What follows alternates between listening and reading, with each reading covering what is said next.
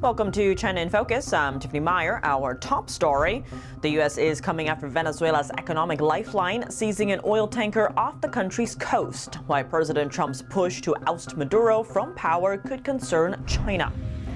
Hundreds of miles off Guam, home of a major American military base, a Chinese company is rebuilding a World War II airfield. The move raises serious U.S. defense concerns. An expert weighs in. If you had an installation on Guam, on Wooley, which they had under their control, you can hit Guam with, for example, missiles in a container from a direction that nobody is looking. A new U.S.-led coalition takes aim at China's dominance in critical minerals, tech, and even global infrastructure. We break down the newly signed declaration. A major blow to Chinese imports that evade U.S. tariffs by transshipping through Mexico. It's passing a bill to allow up to 50% tariffs on Chinese products.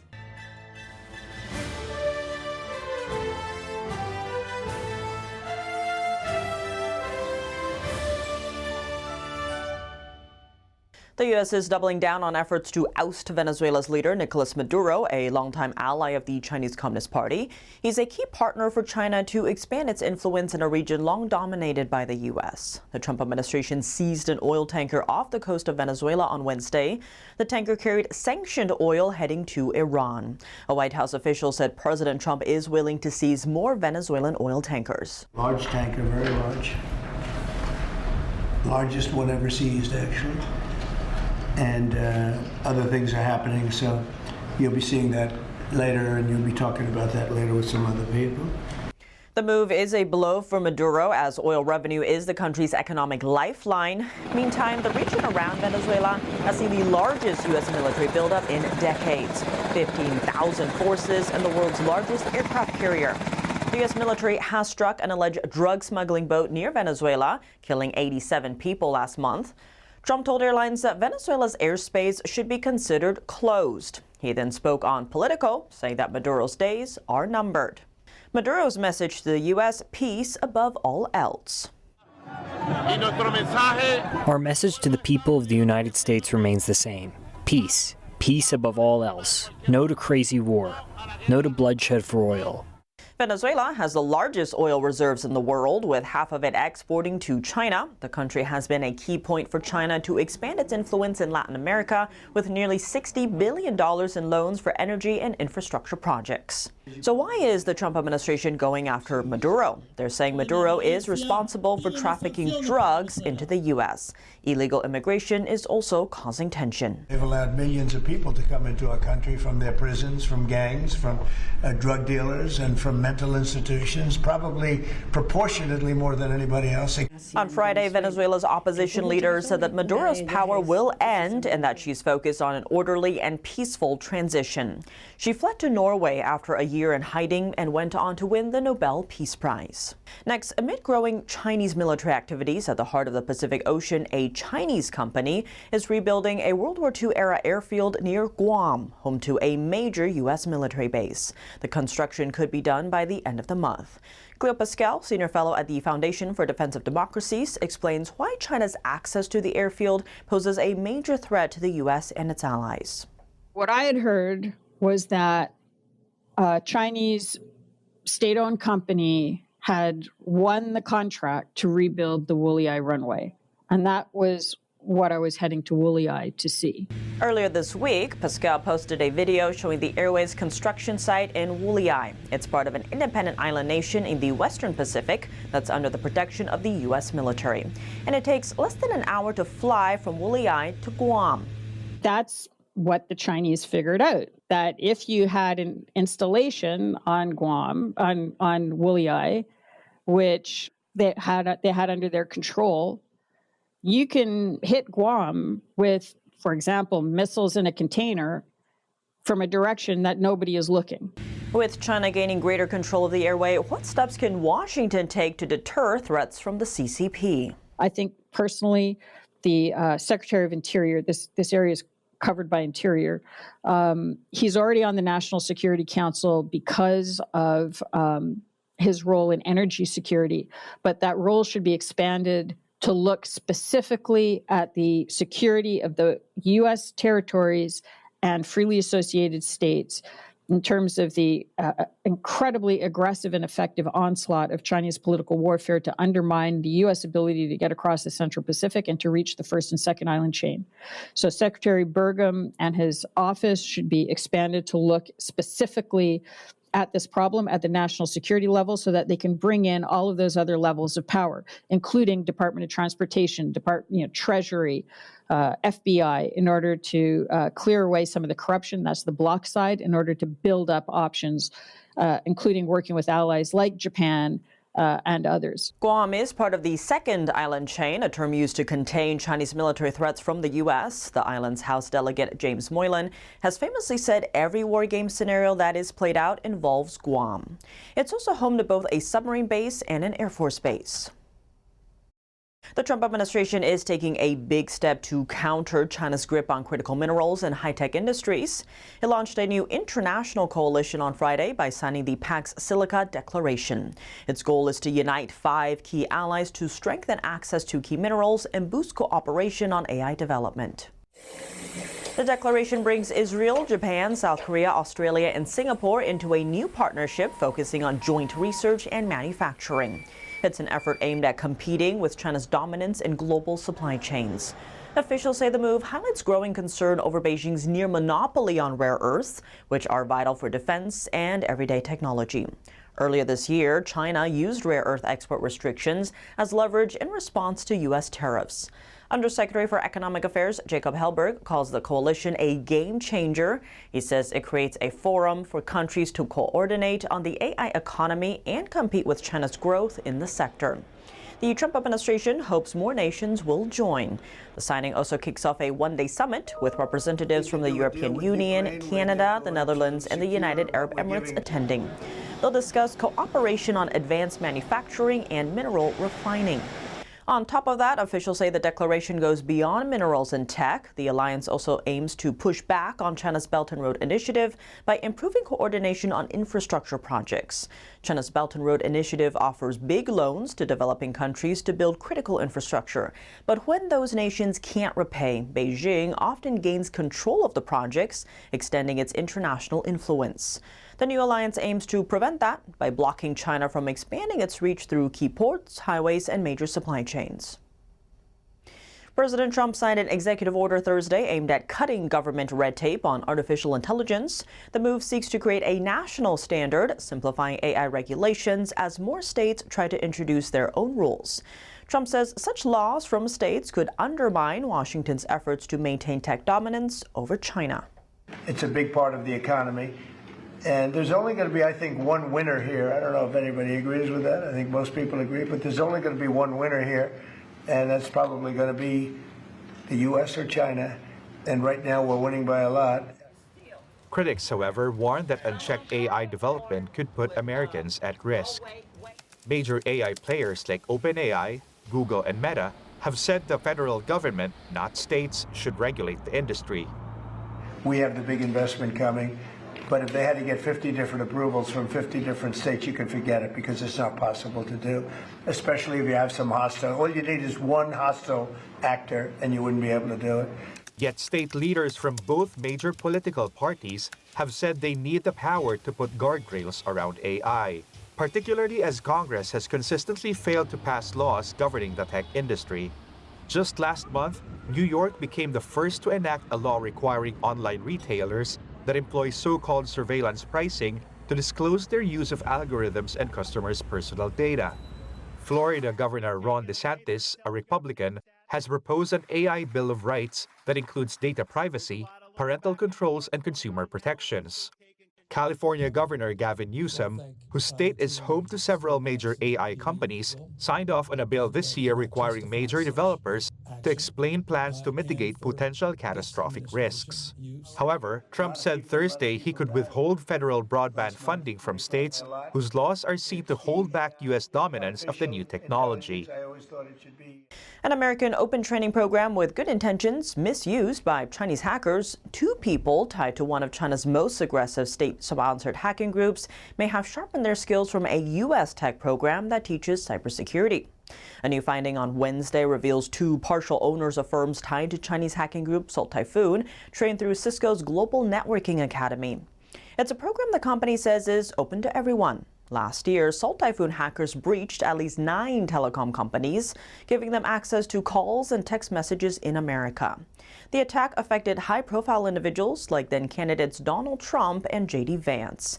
A cybersecurity researcher traced 2 names tied to that operation back to records showing they enrolled in Cisco's Networking Academy a few years ago. Experts say it's a flaw to Washington's open approach to technology and training, which provides foreign adversaries with more resources. Meanwhile, China tightens access to its own cybersecurity research, which creates a one-way flow of knowledge. Next, products like cars, clothes, and metals shipping to Mexico from China could soon be hit with a much higher levy. On Wednesday, Mexican lawmakers approved tariffs of up to 50% on Asian countries without trade deals, including China. This comes as Mexico prepares for upcoming trade talks with the U.S. Beijing responded Thursday, hinting retaliation. China says Mexico's new tariffs would significantly harm its interests and has urged Mexico to reverse course. Beijing also referenced an ongoing investigation into Mexico, hinting at further escalation. It warned Mexico not to compromise its relationship with China to win favor in upcoming U.S.-Mexico-Canada trade talks. President Trump has accused China of using Mexico as a gateway to ship cheap goods to the U.S., bypassing high tariffs on Chinese imports. But still, Mexican President Claudia Sheinbaum is very likely to sign the bill into law. She proposed the tariffs back in September. If they take effect at the beginning of next year, the tariffs are projected to generate millions in revenue for the Mexican government. The tariff hikes affect over 1,400 types of goods, many of which are essential to daily life. In addition to China, India, South Korea, Thailand, Indonesia, and Taiwan are also impacted by the new tariffs. Coming up, just how risky is it to do business in China, and how exactly does the regime steal intellectual property? Paul Johnstone breaks it down. Every delegation you can expect, there is a number of people on that delegation that are there on behalf of the government, and they're there to collect information on your product or your business. Welcome back to China in Focus. I'm Tiffany Meyer. How risky is it to do business in China? Is the China market still the place to be? And how exactly does the Chinese regime poach intellectual property? We sat down with Paul Johnstone, a former federal agent with the Australian Federal Police and regional security advisor at Defensive Measures International.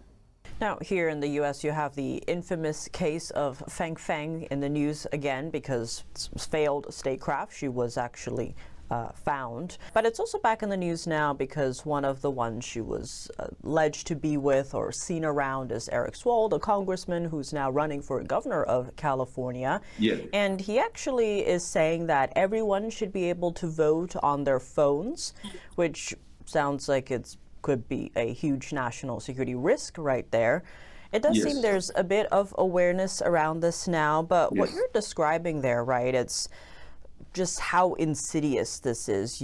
As you mentioned, there's, say, a group of business people coming in, maybe a joint venture, but then within that group, you'll have members of the MSS or, China's security services to vacuum up whatever information they could get. And you had an example recently where you were speaking in an article in the Epoch Times that there was an American pharmaceutical company where certain rooms in their business were off limits, but then part of this Chinese delegation were still taking pictures in the rooms and pretending they didn't understand, and they filmed some of that. So could you talk about some of that and what these Chinese espionage efforts employ and how the West essentially should counter all of this? Generally, Chinese people are some of the nicest people you'll meet. They're lovely people. But they use this also as a tool of their trade. So you have these delegations that visit, and for one example, and without going into specifics, it was an American pharmaceutical firm based here in Australia making high-end surgical equipment, and they had a delegation from China who were looking at doing a joint partnership with them. And every time I hear the word joint partnership with the Chinese organisation, I shake, because what I know is that the joint partnership is long-term, is basically domination of that product. So this delegation arrived, and they went into secure areas, in sensitive areas, where no cameras were allowed, no photographs, no videoing, and their excuse was that they play the game, that they couldn't speak English. When I spoke to the executives of that firm afterwards, I actually said to them that, did you notice anything unusual? Did you notice USBs left on the ground, or did you notice any of this type of stuff, or strange emails coming through? And they were very, very surprised when I mentioned USBs, because they actually said to me they found a number of USBs around inside the actual building and also outside in the car park. And as I say to a lot of people, when you pick up a USB, you've got that thought, what's on there? And people tend to want to put it into a computer and open up because they want to see what's on there. Is it valuable information? It's sensitive information, whatever. So it's human nature, that inquisitive nature. So people fall for that trick very, very, very easily. And I told the executives that you can pretty much guarantee that within the next 6 to 12 months, your product will be out there at a reduction of the price, at a quarter of the price. And this same company, I said, don't be surprised if in the next several months, they'll come back to you, they'll negotiate, they'll tell you what they want, more information, they want more, and eventually they won't do business with you because they've stolen everything they need to steal from you. The Chinese intentions from a lot of these firms, because they're all linked to the government, a lot of these firms, their intentions are not good. Their intention is to dominate, to steal that IP, and to reproduce that item, the product. Every delegation you can expect, there is the number of people on that delegation that are there on behalf of the government, and they're there to collect information on your product or your business, your business structure, who your contacts are, who your clients are. Do you have connections to the government? Are you a contractor for the government? These are also very important questions that a lot of these delegations will ask. And they always ask these questions with a big smile on their face because they don't want you to think that they're asking you the wrong questions. And as somebody taught me a long time ago, if you make $1 from every person in China, you've made a lot of money. It doesn't take much, to have a product there that you can sell, or vice versa, for the Chinese to steal a product from the West, reproduce it, and then sell it back to the same company or to the West at a fraction of the price. Even when I talk to people and say, make sure when you go there, you don't take your laptop. Make sure you've got a burner phone. They look at me strangely, thinking, why? Because these people they want to do business. I say, no, they don't want to do business. They have an end goal to own your business, to take your business. And that's why you have to have a joint partnership with a Chinese organisation. And now with the new legislation, well, no matter what industry you're in, they still have to give that information to the Chinese Communist Party if they're asked to give that information.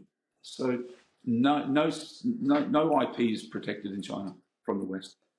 It does seem there's a bit more literature on this, if you will. You have the likes of General Spaulding's book, Stealth War, where he talks about basically there's a bunch of companies that had joint ventures and they found out their joint venture partners, the Chinese side, eventually outcompeted them on the global stage and basically stole all of their information, IP, and the competition there. Or you have, on the other hand, Poorly Made in China, which talks more about the Chinese side, the manufacturing, and the horrific conditions that these workers work in and are.